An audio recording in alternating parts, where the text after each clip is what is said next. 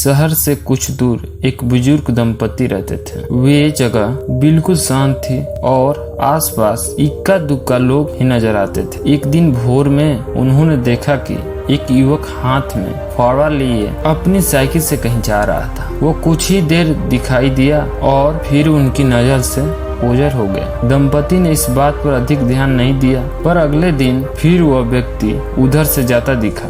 अब तो मानो यह रोज की बात बन गई। वह व्यक्ति रोज फावड़ा लिए उधर से गुजरा और थोड़ी देर में आंखों से ओझल हो जाता था। दंपति इस सुनसान इलाके में इस तरह से किसी के रोज आने जाने से कुछ परेशान हो गए और उन्होंने उसका पीछा करने का फैसला किया। अगले दिन जब वह उनके घर के सामने से गुजरा तो दंपति भी अपनी गाड़ी से उसके पीछे पीछे चलने लगे। कुछ देर जाने के बाद वह एक पेड़ के पास रुका और अपनी साइकिल वहीं खड़ी कर आगे बढ़ने लगा। 20 से 25 कदम चलने के बाद वह रुका और अपने फावड़े से जमीन खोदने लगा। दंपति को यह बड़ा अजीब लगा और हिम्मत करके उसके पास पहुँचे। तुम यहाँ इस वीराने में ये काम क्यों कर रहे हो? युवक बोला, जी 2 दिन बाद मुझे एक युवक के यहाँ काम पाने के लिए जाना है और उन्हें ऐसा आदमी चाहिए जिसे खेत में काम करने का अनुभव हो। क्योंकि मैंने पहले कभी खेत में काम नहीं किया है, इसलिए कुछ दिनों से यहाँ आकर खेतों में काम करने का तैयारी कर रहा हूँ। दंपति यह सुनकर काफी प्रभावित हुए और उसे काम मिल जाने का आशीर्वाद दिया। तो फ्रेंड्स, किसी भी चीज में सफलता पाने के लिए तैयारी बहुत जरूरी है। जिस तरह से